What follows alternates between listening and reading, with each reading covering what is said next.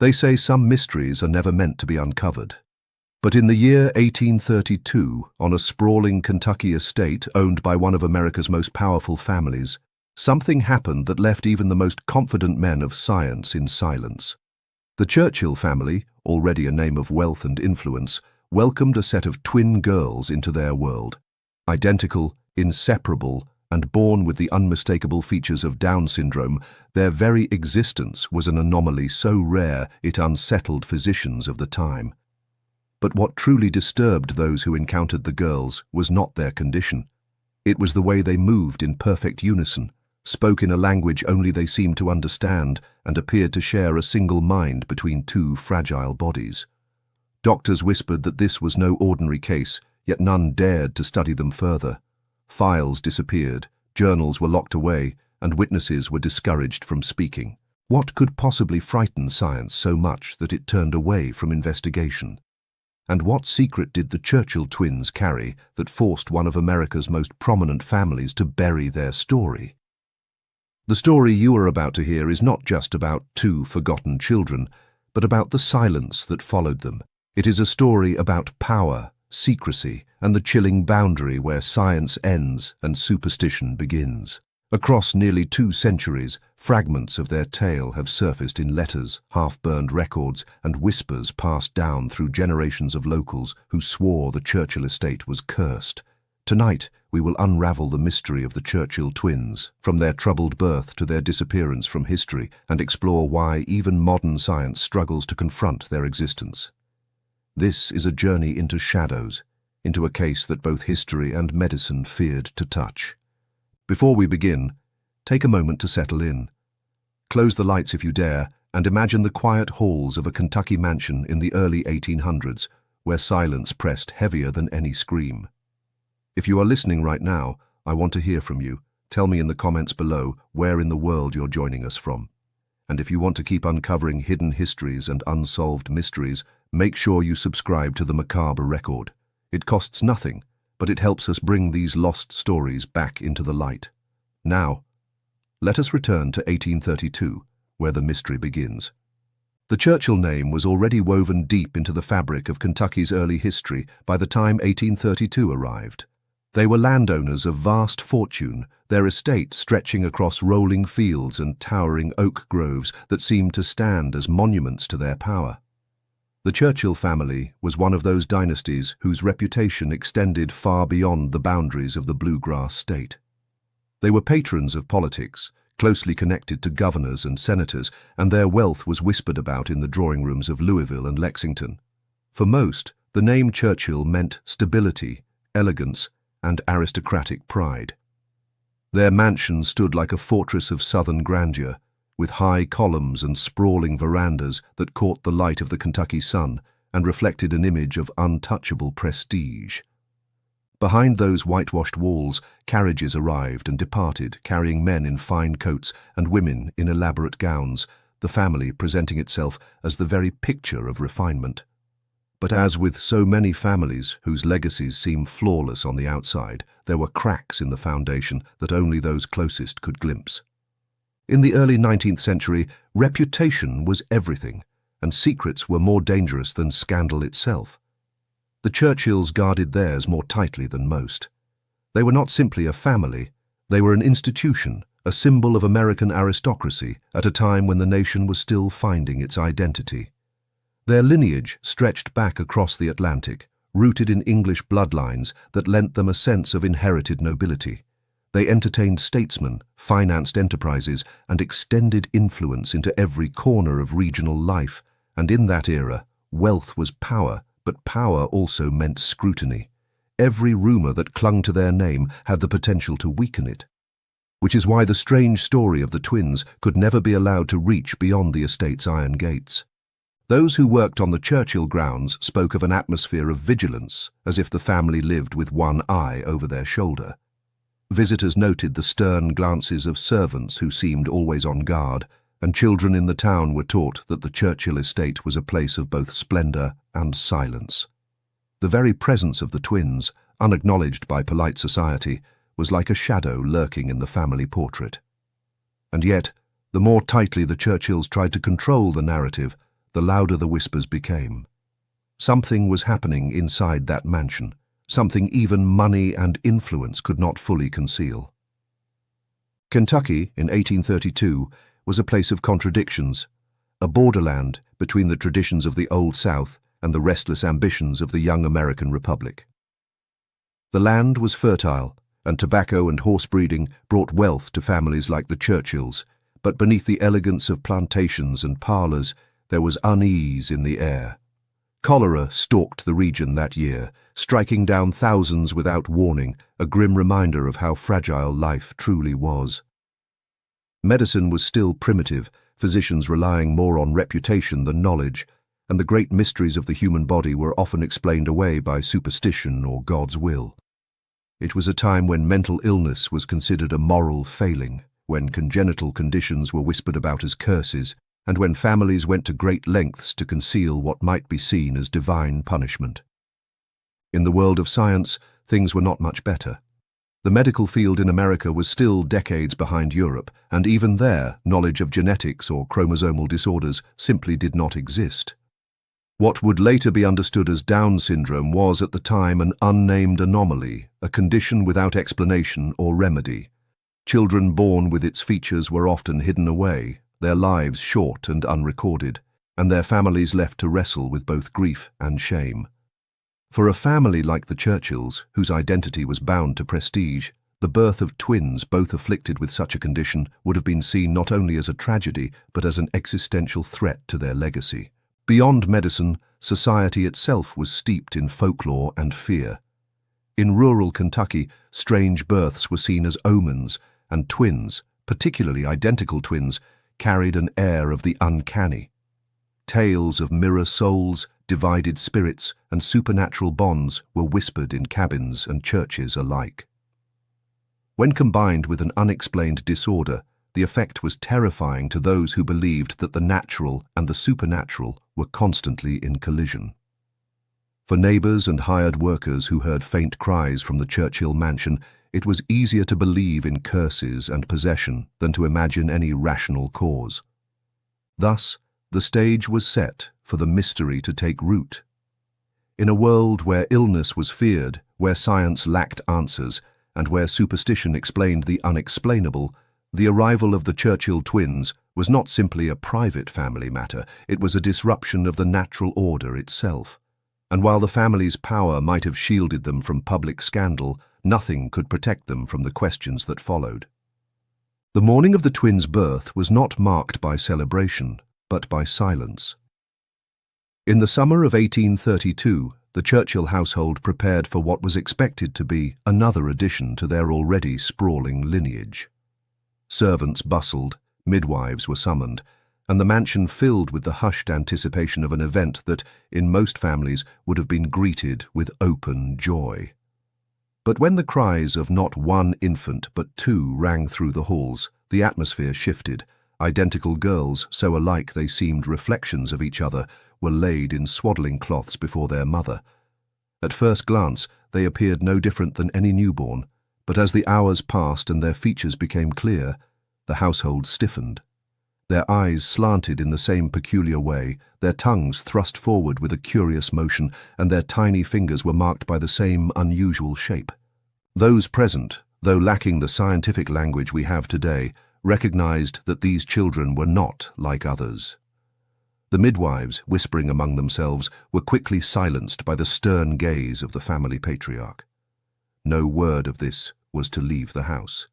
Even the doctor summoned to confirm their health made his notes in nervous haste before being told in no uncertain terms that his services and his tongue were bound by the Churchill's authority. What might have been recorded as a rare medical event instead became an unspoken secret. The girls were taken to a secluded wing of the mansion, tended to by a handful of trusted servants. Curtains were drawn, doors were locked, and the cries of the infants were muffled by thick walls. To the world outside, it was announced that a healthy child had been born to the Churchill family, and society accepted the news without suspicion. Yet servants talk, and whispers travel faster than carriages. A groom confided to a tavern maid that something strange had happened in the Churchill house. A laundress claimed she had seen two identical cribs being carried into the nursery, though the family spoke only of one baby. Stories took on a life of their own. Some said the children were born joined at the soul, others claimed they were cursed for the sins of their ancestors. In a town still haunted by superstition, truth and rumour blended into the same chilling narrative.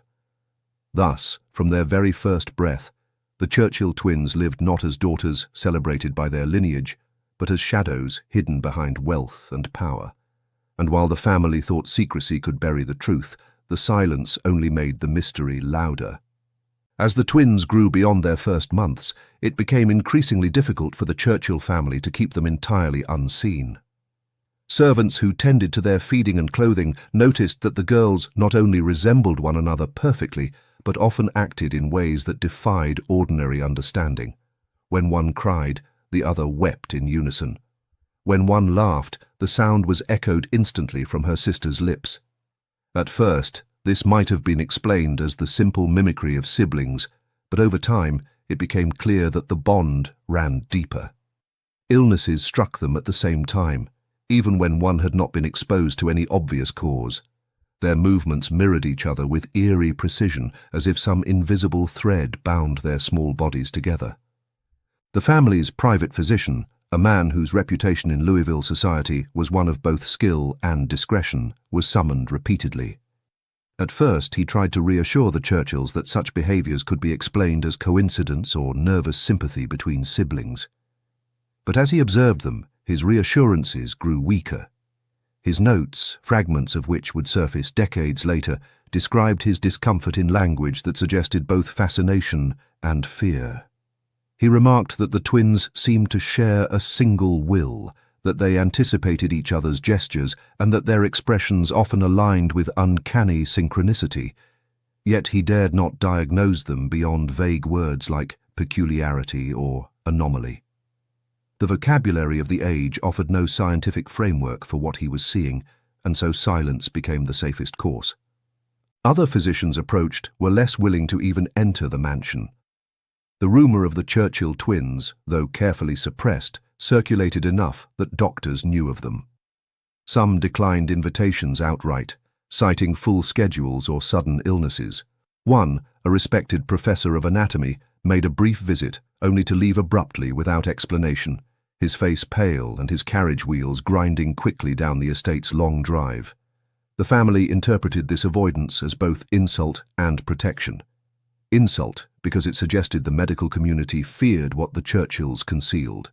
Protection, because every refusal meant fewer records, fewer chances for their secret to become part of public discourse.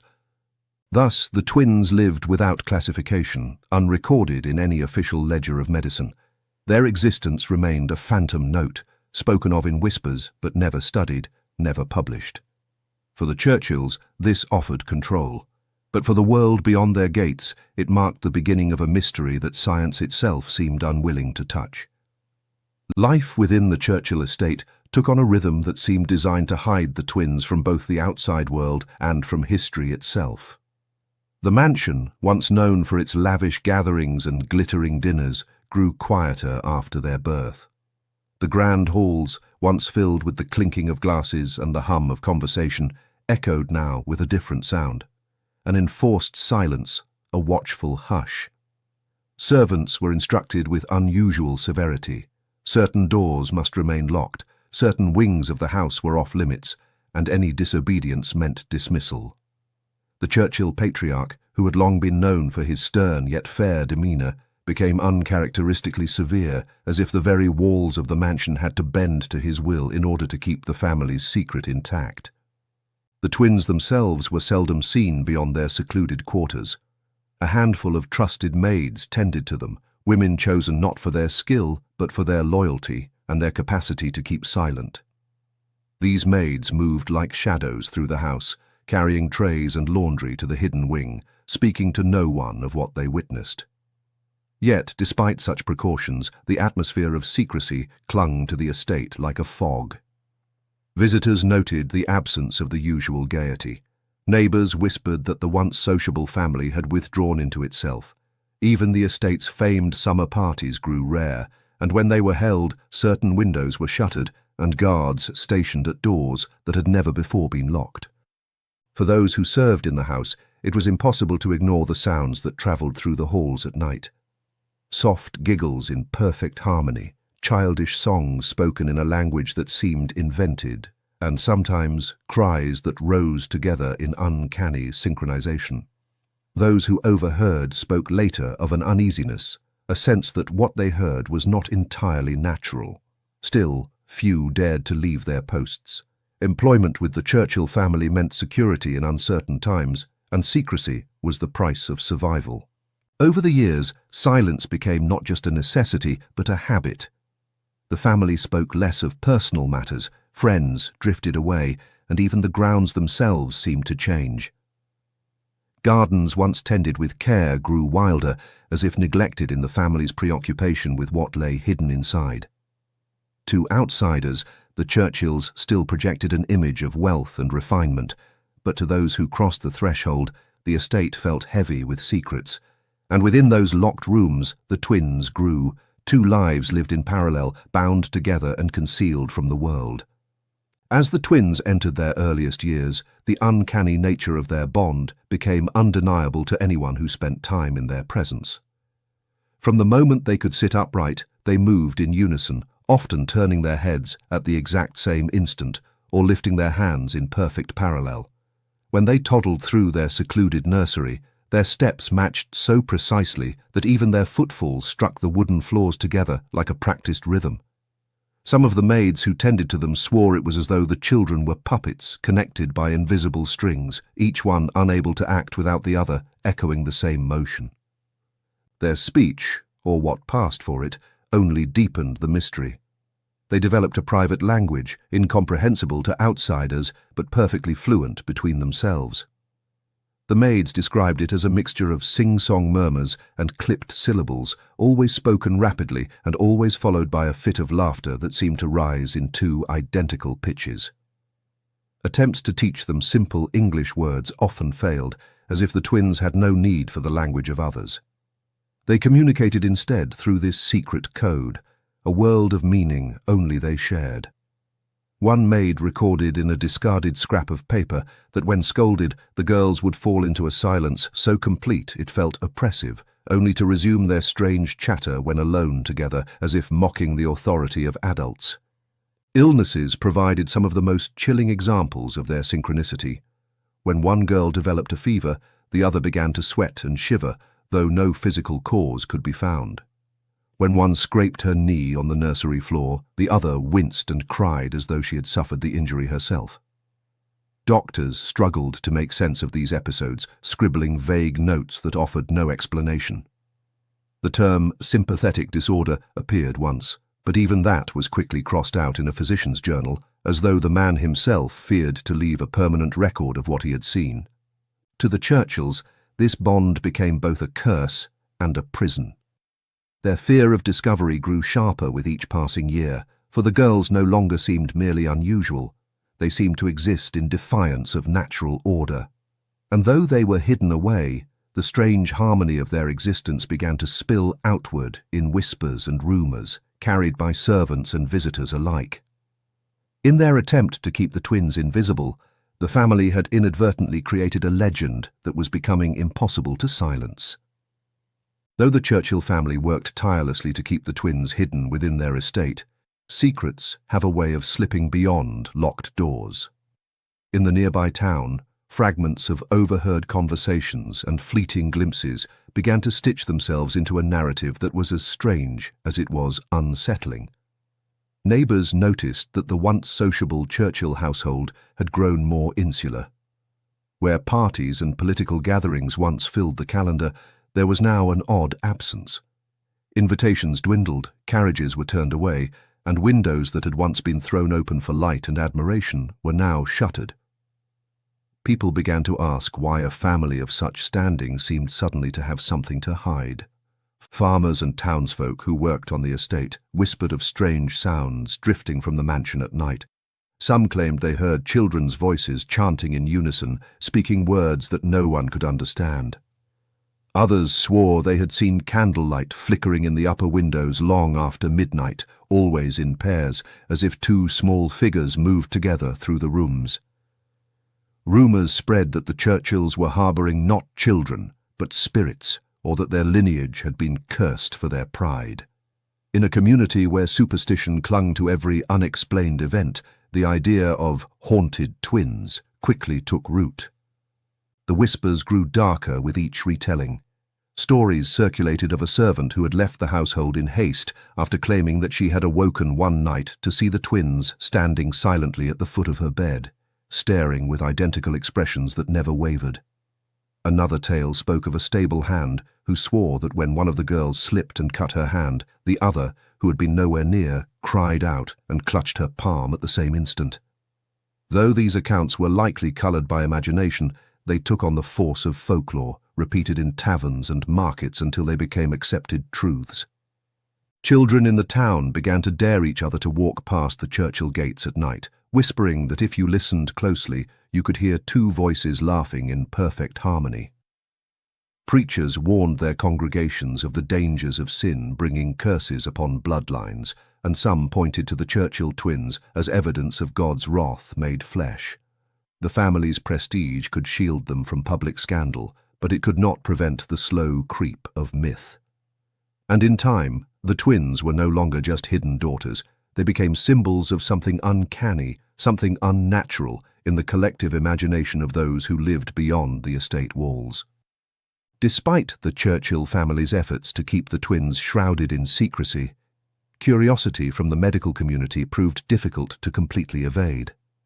Word of their existence had trickled into the ears of physicians in Louisville and Lexington, carried by hushed gossip among servants and intercepted letters that hinted at an anomaly within the Churchill household. One doctor, a man with ambitions for recognition and eager to secure favour with the powerful family, pressed for an audience. Reluctantly, perhaps out of desperation for reassurance, the Churchills agreed. The physician arrived at the estate one autumn morning, carrying his leather satchel of instruments, his demeanour calm but inwardly restless. The examination began quietly. The twins, now small children, were brought into a sunlit room where they sat side by side, clutching one another's hands. The doctor attempted to separate them, gently coaxing one to stand while the other remained seated, but the effort was met with stubborn resistance. The girls wailed in unison, their cries merging into a single piercing tone that echoed unnaturally through the chamber. The physician noted their identical features, their shared mannerisms, and their strange private speech, which broke into rapid chatter whenever he attempted to address them directly. But as he pressed further, attempting to take pulses and examine their reflexes, the atmosphere in the room shifted. His instruments, carefully calibrated, seemed to betray him. A small timepiece he used to measure heart rates began to tick erratically, then stopped altogether. His notes, hastily scrawled on a pad, smudged as though the ink refused to dry. The maids present whispered nervously, later claiming the air itself had grown heavy, as if the room were pressing inward on them. The physician's face paled. He recorded what little he could. Synchronous reactions, unusual affect, sympathetic pain observed. But before he could complete the examination, he abruptly closed his satchel, muttered an excuse about the lateness of the hour, and left the estate without waiting for dinner, his carriage wheels biting into the gravel drive as he sped away. Rumours spread quickly that something had frightened him, though he never spoke publicly of the case. His notes, preserved only in fragments, were said to have disappeared when his study later caught fire, a blaze that consumed years of his research. To those who believed in curses, it was evidence enough that the twins were more than a medical curiosity. To those who feared scandal, it was a reminder that some matters were best left unexamined. And to the Churchills, it was confirmation that science itself had no desire to trespass further into their secret. In the wake of the failed examination, the silence of science left a vacuum, and in 19th-century Kentucky, such voids were quickly filled by religion and superstition. The townsfolk who had long whispered about the Churchill twins now found their suspicions confirmed. If physicians could not or would not name what afflicted the girls, then surely the answer lay beyond the realm of medicine. Preachers spoke from pulpits of the dangers of pride and the punishments visited upon bloodlines that strayed too far from God's will. Congregations murmured that the Churchill family, with their wealth, their ties to politics, and their air of worldly ambition, had courted divine retribution. The twins, some claimed, were not merely children, but living symbols of that wrath.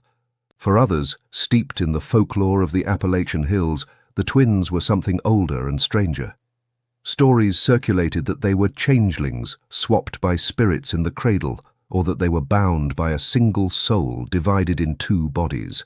Their uncanny ability to mirror one another's movements, their eerie private language, and the strange disturbances that accompanied attempts to study them, all these details fit easily into the tales already told by firelight in cabins and barns. Neighbors insisted that strange lights could be seen hovering near the estate on certain nights, while others swore the girls' laughter carried across the fields, echoing like a mocking refrain. Inside the Churchill household, religion played its part as well. Some family members turned to fervent prayer, convinced that only divine mercy could protect their name from disgrace. Hymns were sung in hushed voices, blessings whispered over the twins as they slept, as though ritual might shield them from whatever curse people believed they embodied. Yet, for all these efforts, the girls remained unchanged, their bond as impenetrable and unsettling as ever. To those who cared for them closely, the impression was not of evil, but of strangeness, an otherworldly quality that could neither be condemned nor understood. The paradox deepened. To the outside world, the twins became symbols of sin or sorcery, but within the estate they were simply children, laughing, playing, and clinging to one another in a world that shunned them. That tension, between innocence and dread, between natural affection and supernatural suspicion, only fed the legend. By the mid-1830s, the Churchill twins were no longer a private anomaly, but a story woven into the spiritual fabric of the region, a tale retold in sermons and superstitions alike. And for a family desperate to keep control of the narrative, this transformation into folklore marked both a victory and a defeat. For once the story belonged to the people, it could never again be silenced. As the 1830s gave way to the 1840s, the Churchill family's influence did not wane. If anything, it grew stronger, woven into the political fabric of Kentucky and the broader South. Their wealth from land and horse breeding gave them clout, and their ties to legislators ensured their seat at the table when decisions were made in Frankfurt and beyond. Yet, behind their public prestige, the private matter of the twins remained a shadow they carried into every parlor and political chamber. At a time when the nation was sharpening its divides, when whispers of abolition, states' rights, and war loomed just over the horizon, no family of stature could afford the stain of scandal. In such an environment, secrecy became not just a matter of pride, but of survival. The story of the twins might have vanished entirely had it not been for the occasional ripple that escaped the family's grasp. One such ripple came in the form of scientific curiosity. In the mid-1840s, a physician from Philadelphia, traveling through Kentucky on unrelated business, was invited discreetly to the Churchill estate. The family, still haunted by the failed examination years earlier, hoped for clarity, or perhaps absolution. But when the doctor left after only a brief visit, his letters to colleagues betrayed little more than unease. He wrote of a most peculiar and unsettling circumstance that could not be reconciled with current medical understanding, and then he added a chilling line. "I fear such study belongs not to science, but to the darker corners of Providence." His words, later discovered in an archive, suggested what many already believed, that the twins were an aberration that could not or should not be explained. By the 1850s, as tensions escalated toward the Civil War, the twins' story retreated further into silence. The Churchills had much to lose, and their influence was both shield and weapon. Records that might have detailed the girls' conditions seemed to evaporate. Parish documents bore no mention, and medical journals remained conspicuously absent of any reference. The few who dared whisper of the case in learned circles quickly fell silent, as though warned that pursuing the subject could jeopardize not only careers but reputations. It was in this climate of rising national conflict, of families guarding their names like fortresses, that the twins passed into adolescence. By then, they had become less a subject of rumor in the town and more a silent burden carried by their kin. Yet, though society's eyes were elsewhere, the strangeness of their bond only deepened, and the mystery that science had once feared to confront grew more profound in the shadows of history. By the time the Churchill twins entered adolescence, the world outside the estate had all but forgotten them. The town spoke less frequently of curses and omens, for new distractions had taken hold: political disputes, economic hardship, and the looming spectre of war. Yet within the walls of the Churchill mansion, the mystery endured, hidden from prying eyes but no less potent. The girls had grown tall and slender, their identical features now more striking in their maturity. They moved with the same mirrored grace that had unnerved servants in their infancy, still walking in lockstep, still turning their heads in perfect harmony. If anything, their bond seemed to have deepened with age, as though time itself only tightened the thread that bound them. They were rarely permitted outdoors, though on occasion, during the dim hours of early morning, they were seen walking the estate's gardens together, dressed alike, their hands clasped. A gardener once remarked that they appeared less like sisters than like a single shadow split in two. Their conversations remained largely private, their strange language continuing into their teenage years with no sign of fading. Attempts by tutors to teach them reading and writing ended in frustration. Though they could mimic letters on a page, they showed little interest in doing so, slipping instead back into their secret tongue, laughing softly between themselves as though the outside world had no relevance to them at all. For the Churchills, adolescence brought both relief and dread. Relief, because the girls had survived longer than many expected. Infant mortality was high in that era, and children with unusual conditions often succumbed early. Yet dread followed closely, for the longer the twins lived, the greater the risk their existence might be exposed. Family portraits contained no mention of them, visitors were carefully diverted from their wing of the house, and even their names were rarely spoken aloud. They were daughters, yet they existed outside the family's public narrative, as if erasing them from memory might make their presence less real. Still, for those who served in the house, the girls could not be ignored. Their presence was magnetic, drawing stares even when servants tried to avert their eyes. There were moments when one would smile faintly, and the other's lips would curl at the exact same second, creating the impression not of two individuals, but of a single will wearing two faces. In adolescence, their strangeness was no longer dismissed as childish mimicry. It was something deeper, something far more difficult to explain. And though the world beyond the estate no longer whispered their names, the mystery within the Churchill mansion only grew more haunting with each passing year. Adolescence brought with it not only growth, but also a series of strange health crises that further unsettled those who lived within the Churchill estate. It began one winter evening when one of the girls fell ill with a sudden fever. She shivered violently, her skin burning hot, and her breathing grew shallow. Alarmed, the family physician was summoned once more, though he had long since grown wary of attending the twins. Yet, as he arrived to examine her, he was startled to find that the second girl, who had shown no sign of illness hours earlier, now lay beside her sister with the very same symptoms. Their temperatures were nearly identical, their pulses raced in tandem, and both coughed in the same rhythm as if one body were echoing the other. This was not an isolated event. On several occasions, illnesses seemed to strike the twins simultaneously, regardless of exposure. When one complained of a stomachache, the other doubled over in pain within minutes. When one developed a rash across her arm, the second's skin bloomed with the same angry marks as though mirrored in flesh. The physician, though reluctant to keep detailed notes, scribbled enough to suggest he had encountered something beyond his understanding. He recorded observations such as symptoms duplicated with no apparent cause and an unnatural correspondence between the two. Yet those same records would later vanish, reportedly confiscated by the Churchill patriarch, who insisted that no trace of the girls be left to posterity. The most disturbing episode came during a thunderstorm in the spring. One twin slipped in the hall and struck her head, collapsing unconscious to the floor. Within moments, her sister, though untouched, screamed in agony and collapsed as well, her hands clutching her skull. Both lay insensible until the storm passed, waking together as if stirred by some invisible hand.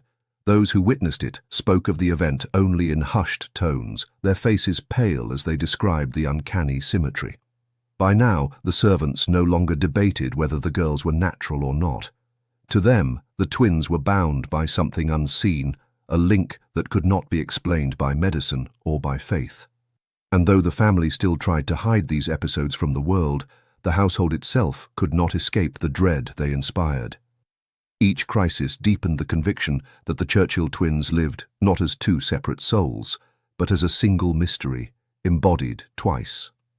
Among the fragments of the twins' story that survived into later generations, few details have fueled more speculation than the missing journals of the Churchill family physician. This man, whose identity was carefully obscured in public records, had served the family for decades and was one of the few outsiders allowed direct access to the twins.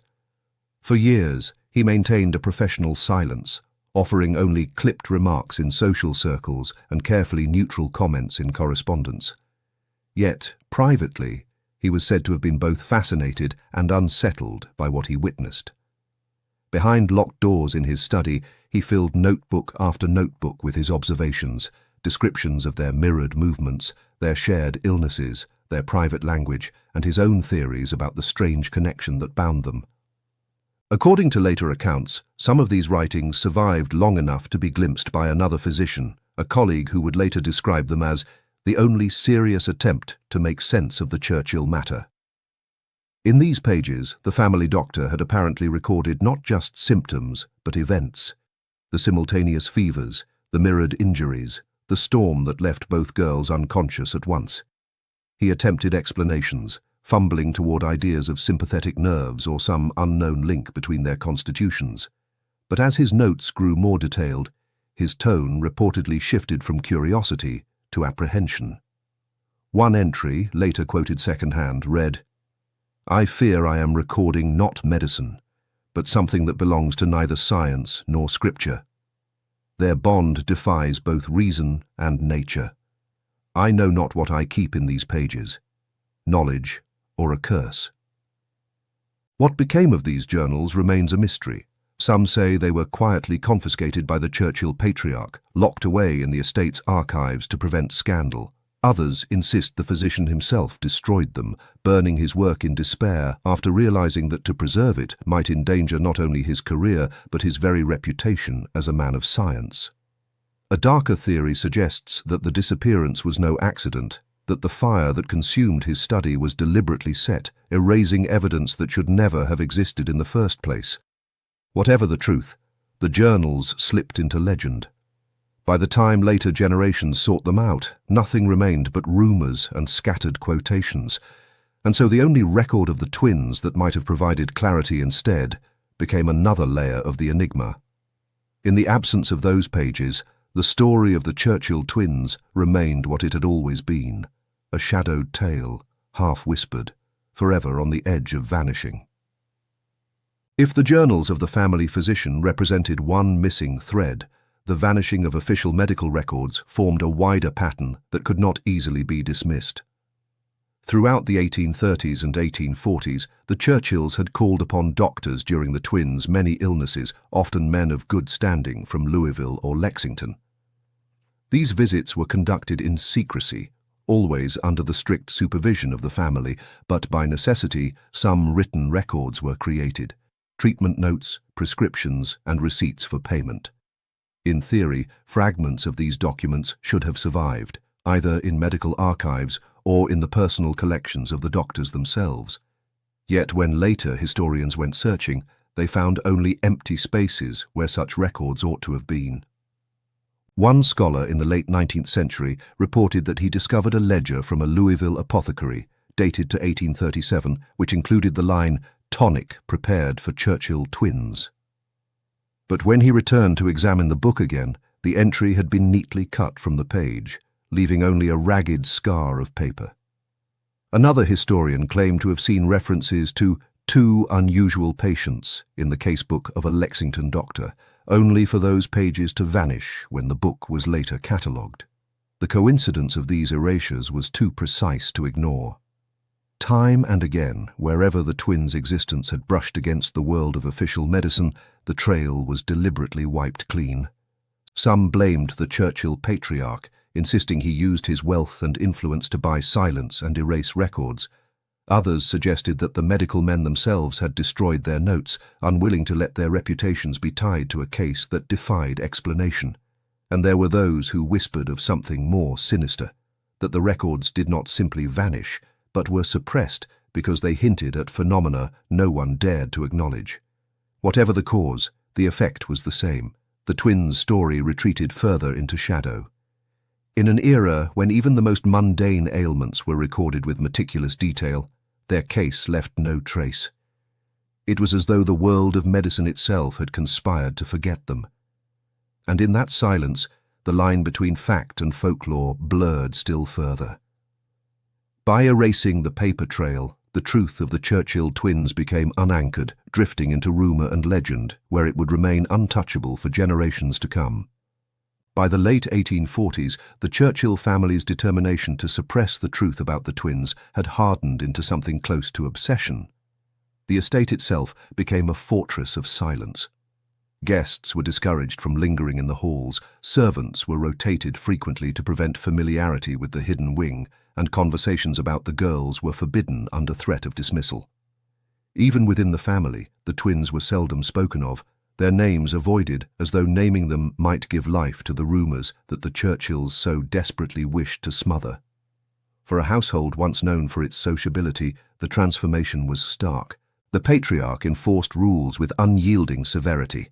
Deliveries of medicine were to be made without signatures, records of payment were destroyed, and correspondence regarding the girls was coded in vague language.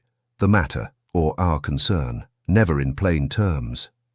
Letters that slipped past these precautions were swiftly recalled or burned. Servants who disobeyed found themselves cast out overnight, their wages withheld, their reputations tarnished by whispers spread by the family itself. In this way, the Churchills not only controlled the narrative, but also instilled fear in those who might otherwise have been tempted to speak. The few who remained in service for years described the mansion as a house divided. The main halls were filled with light, music, and the trappings of wealth, while the eastern wing lay in shadow, its doors shut, its curtains perpetually drawn. Those tasked with attending the twins entered and exited quietly, their faces often pale, their lips pressed thin with the effort of keeping silent. Some later said that the weight of secrecy was worse than the strangeness of the twins themselves, that the atmosphere of fear transformed ordinary work into something unnatural. And yet, the harder the family fought to contain the truth, the more it seemed to slip through the cracks. Rumors outside the estate shifted with time, but never disappeared entirely. Tales of twin girls hidden away for reasons too dark to name became part of local folklore, retold in taverns and whispered on porches during long summer evenings. The absence of facts only fed the imagination, and each retelling made the story darker. For the Churchills, this was the bitter irony. In their determination to erase the twins from history, they had instead made them legends. Secrecy, they discovered, was not silence. It was an invitation for mystery to grow. While the Churchill family fought to contain the secret of the twins, life outside their estate presented challenges of its own. Like all great dynasties, they were not immune to scandal, though theirs typically revolved around the kinds of disputes that could be managed with wealth and influence: contested inheritances, business rivalries, whispered affairs. These were the sorts of stories that circulated in the parlors of Kentucky society, quickly dulled by distraction and forgotten when the family made a generous donation to a church or sponsored a public work. Such scandals, though inconvenient, were survivable. The hidden reality of the twins, however, was of a different order, something that could never be smoothed over with money or influence if it ever became widely known. This contrast between public troubles and private horrors created an uneasy duality. When the patriarch entertained governors or senators at his table, he smiled and spoke with confidence, offering his guests the finest wine and the best cuts of meat. Yet, even in the midst of laughter and political maneuvering, his eyes flickered toward the eastern wing of the mansion, where his daughters remained out of sight. For all his worldly power, he was a man haunted by what he could not control.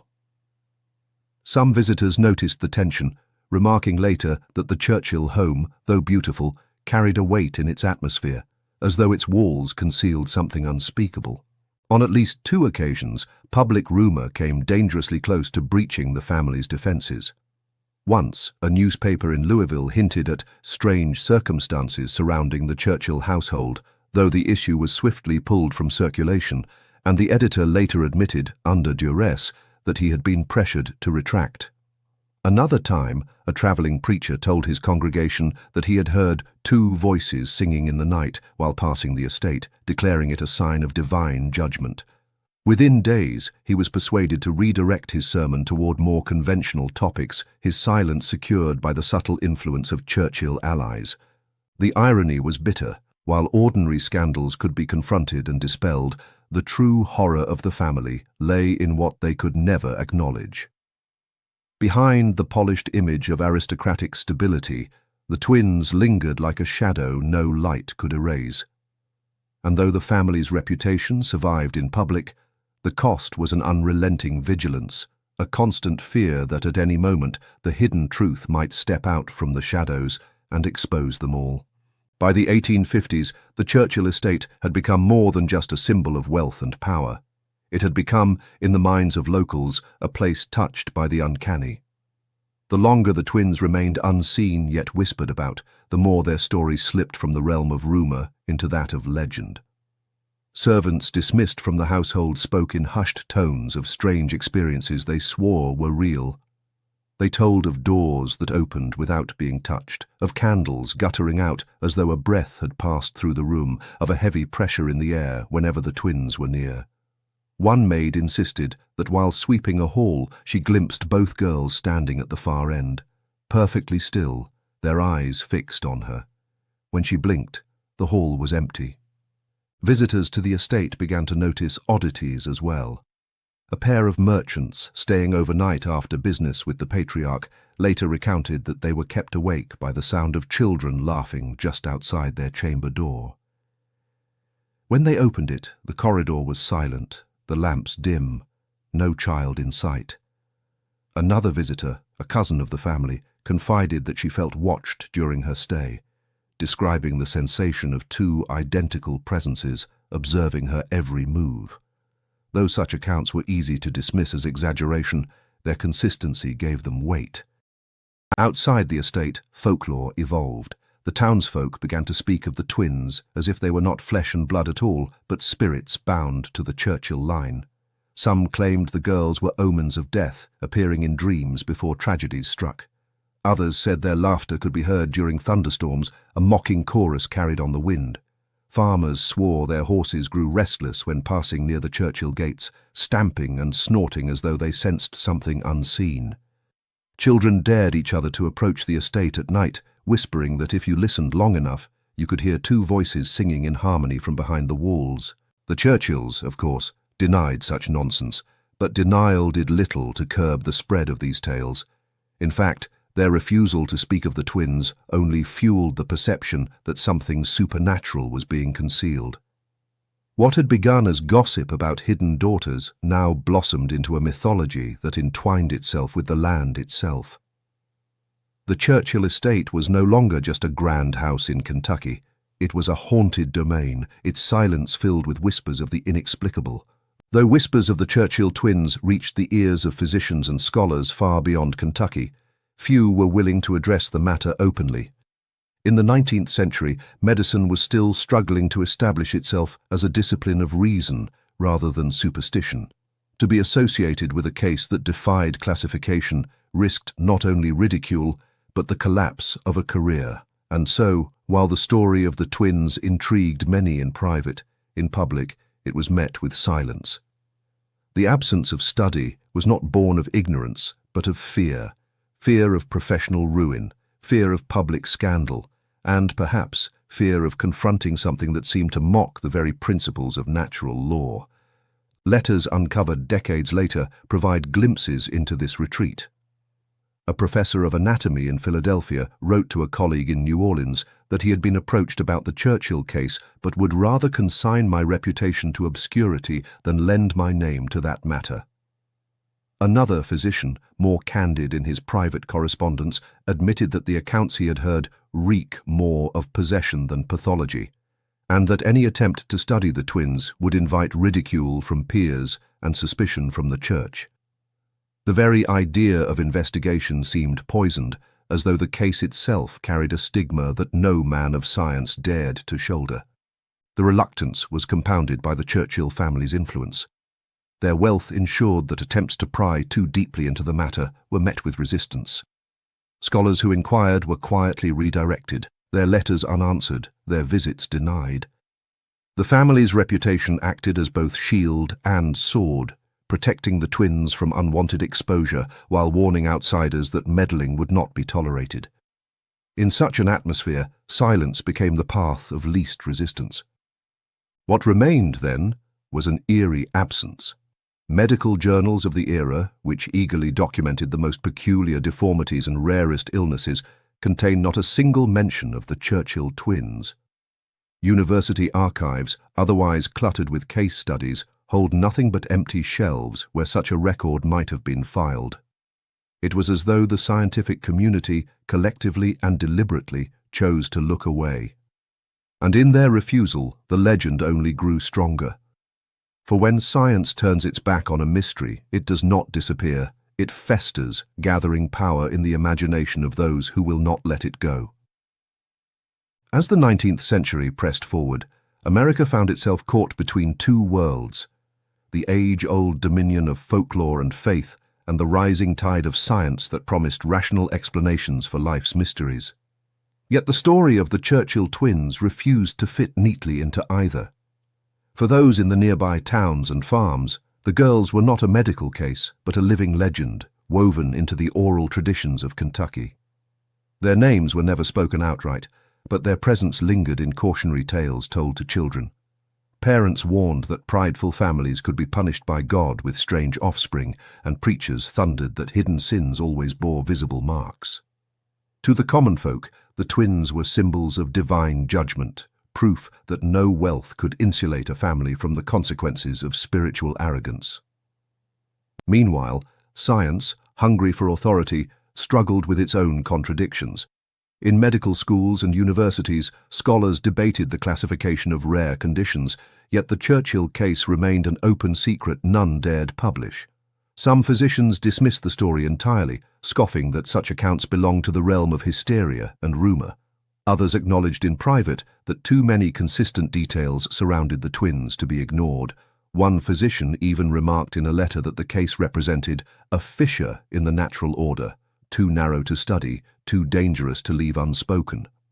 Such confessions, however, never reached print.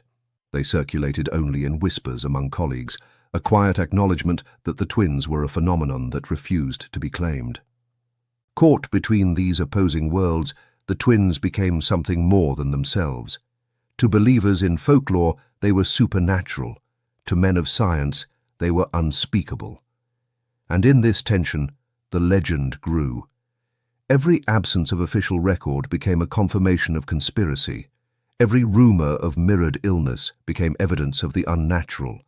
In a sense, the twins ceased to be individuals at all. They became a story, a symbol passed from one community to another, reshaped with each retelling. For the Churchills, this divide was both protection and peril. Science's silence ensured their daughters were spared the indignity of public study, yet folklore ensured they were never truly forgotten. Instead of fading, the twins became immortal in myth, their existence straddling the boundary between fact and fable. And in that liminal space, they lingered, impossible to erase, yet impossible to explain.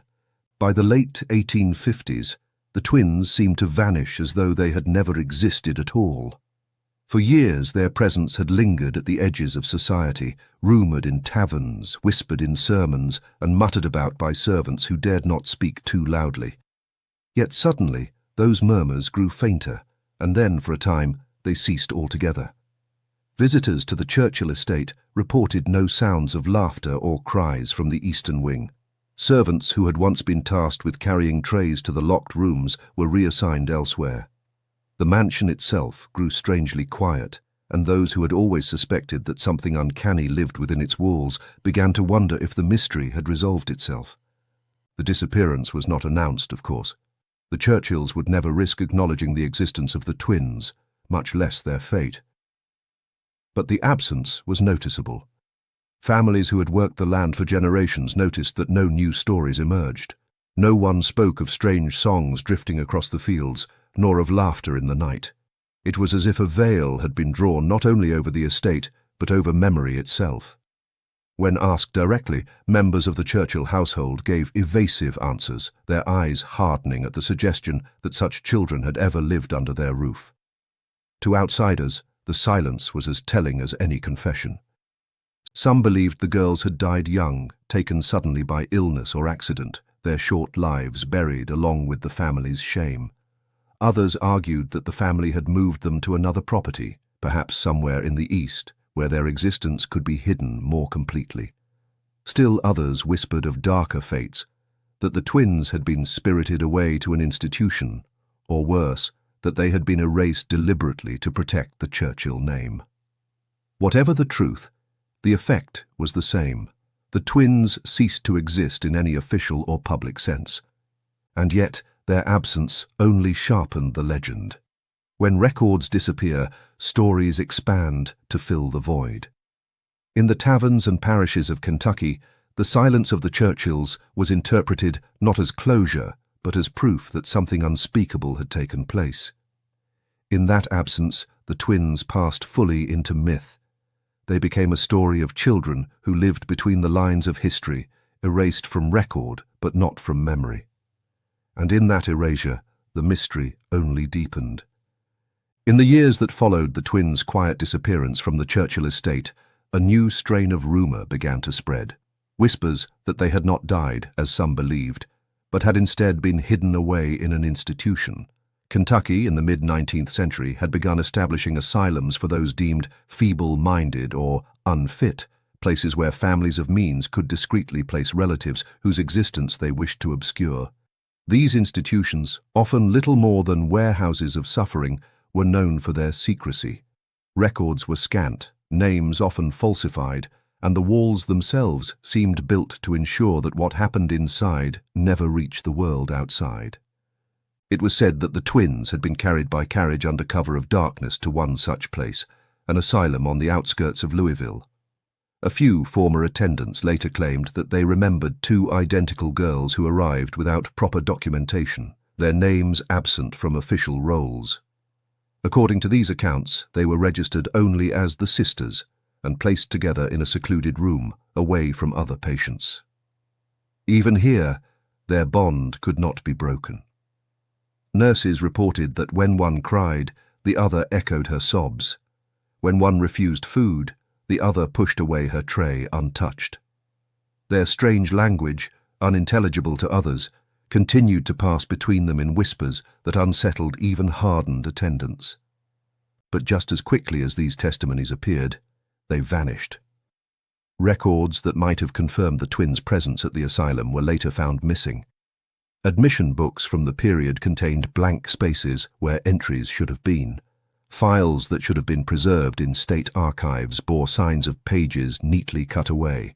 It was as though someone with influence had reached into the institution's past and plucked the very existence of the twins from its history.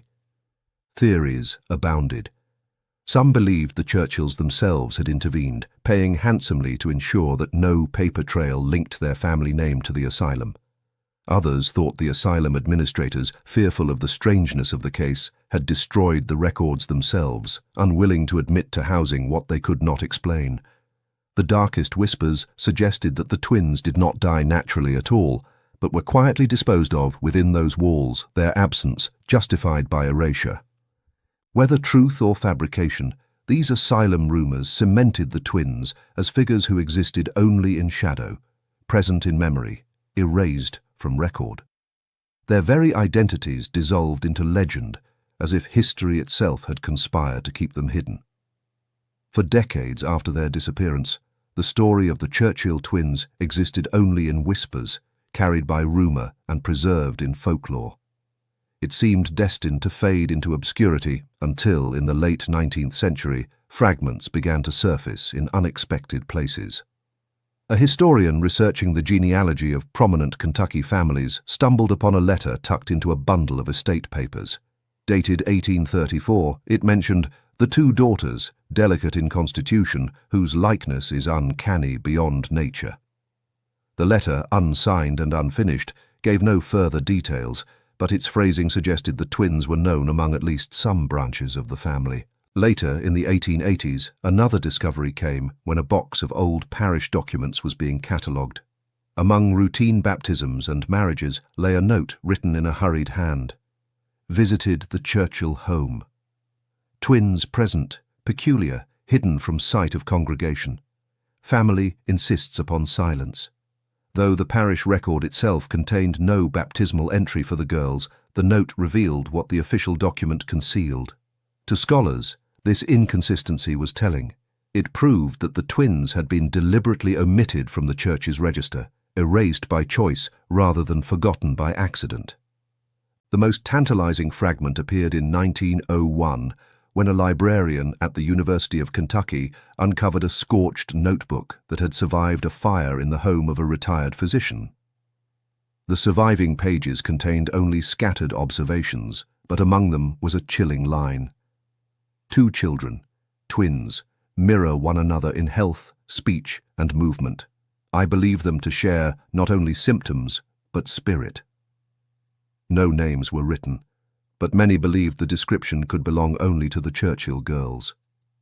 These discoveries electrified those who had long treated the story as nothing more than folklore. For the first time, scraps of paper gave the legend a weight that rumor alone could not carry. Yet the fragments raised more questions than they answered. None provided a clear account of what ultimately became of the twins.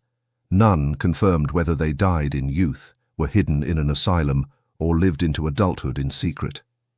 Instead, each fragment seemed to hint at deliberate omission, a conscious effort by multiple hands to bury the truth. In this way, the archival remnants became part of the mystery themselves.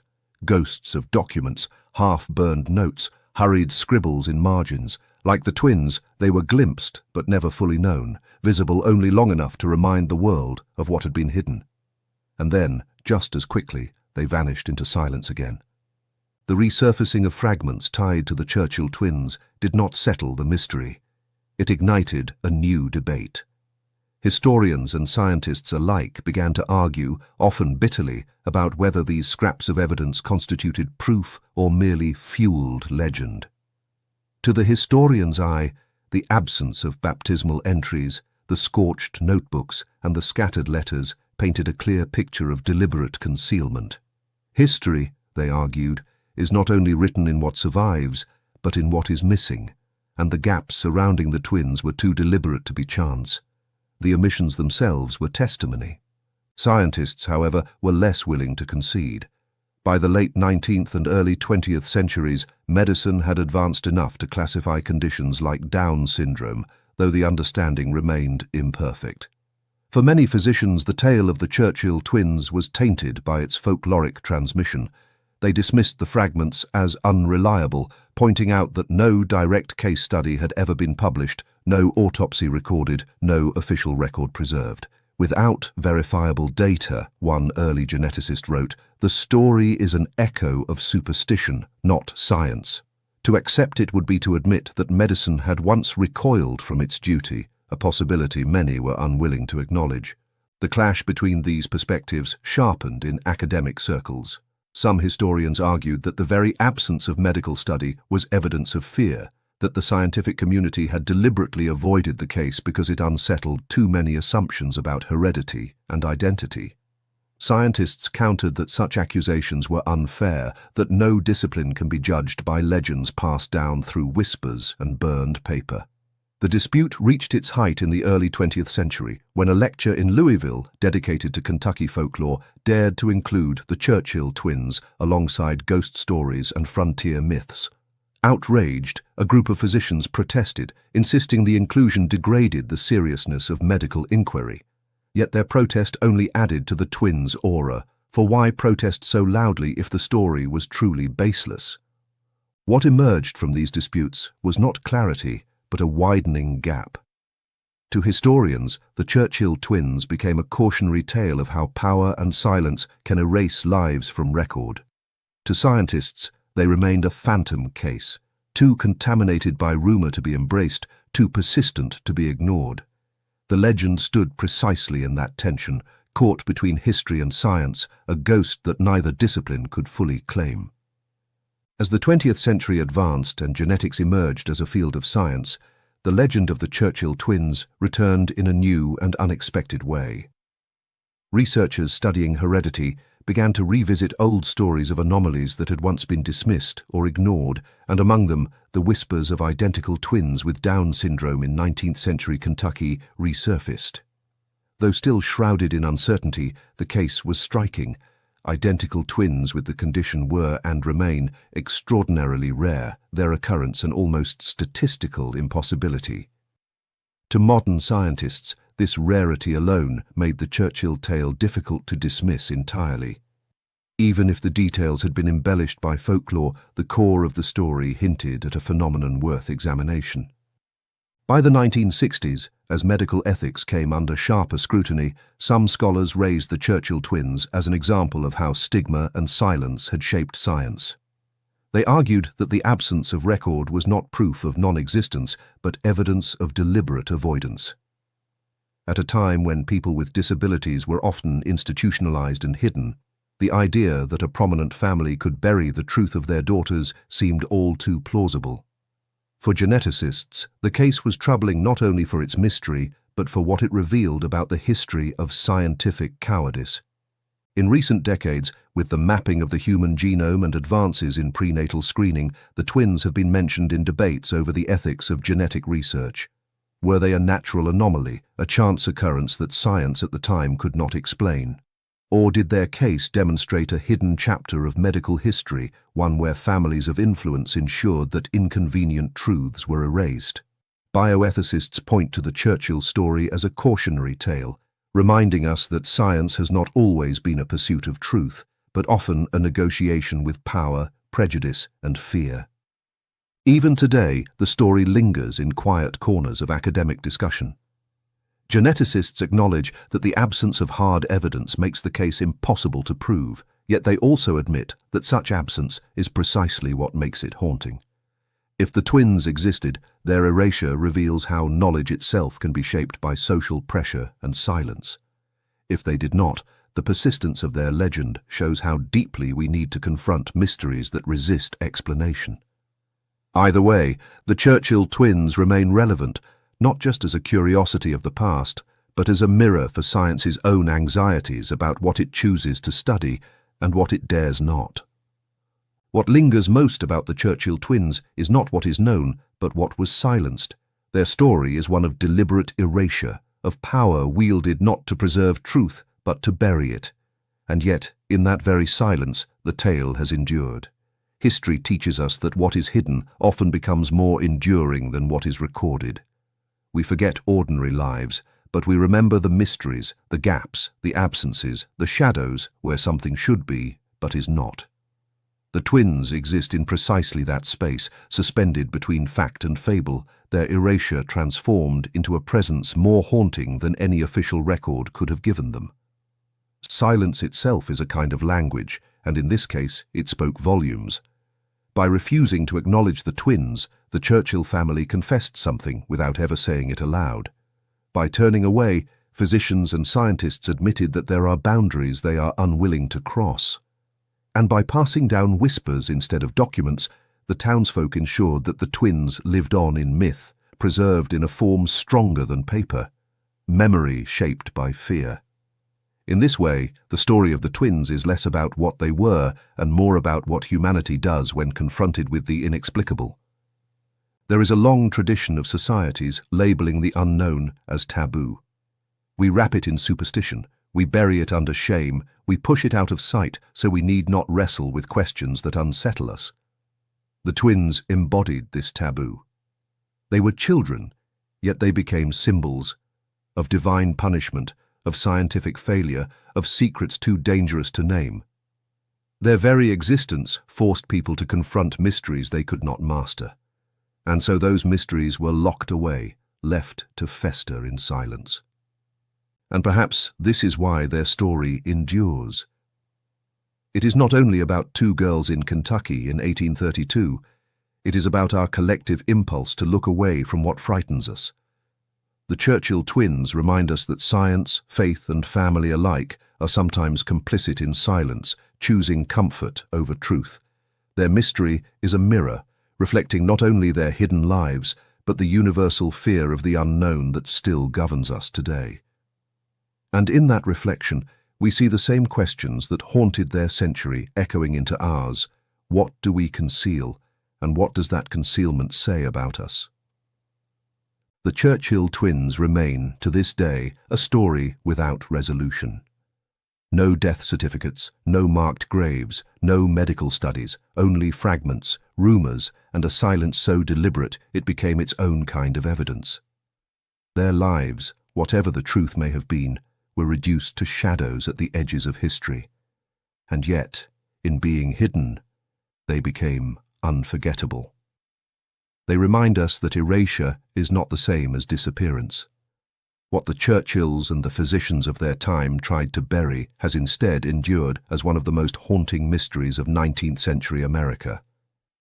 Were they simply two girls born under rare and tragic circumstances, erased to protect a family's reputation? Were they an unstudied marvel of science, twins whose mirrored existence unsettled a medical community too fragile to confront the unknown? Or were they something more? Symbols of a mystery that defies both reason and record, a legend that persists because no explanation will ever fully satisfy. Perhaps the truth lies somewhere between. Perhaps the very impossibility of knowing is what gives the story its enduring power. What is certain is that their legacy forces us to confront uncomfortable truths. It shows us how silence can shape history as much as words. It reveals the ways families protect themselves at the expense of truth, how science retreats when faced with the unexplainable, and how societies cling to superstition when reason falters. Above all, it forces us to ask, what other stories have been lost in this way? How many lives erased, how many mysteries concealed, simply because those in power feared what would be revealed? And so, the Churchill Twins linger, not as documented fact, but as haunting possibility. They exist in the space between what we know and what we refuse to face. Perhaps that is where the darkest stories always live, not in the records of history, but in the shadows of silence. If you've listened this far, I want to hear your thoughts. Do you believe the Churchill Twins truly existed, hidden away and erased by power, or are they the invention of folklore filling in the gaps of silence? Let me know in the comments below and tell me where in the world you're listening from tonight. Don't forget to subscribe to the Macabre Record so we can keep bringing you the mysteries that history tried to forget. Until next time, keep your eyes on the shadows because the past is never as silent as it seems.